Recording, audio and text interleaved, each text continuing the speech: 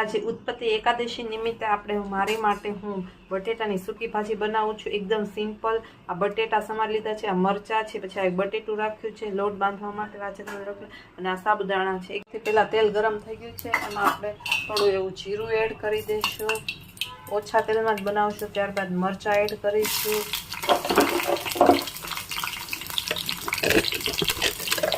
ત્યારબાદ થોડો એવો લીમડો એડ કરીશું। તમે જોઈ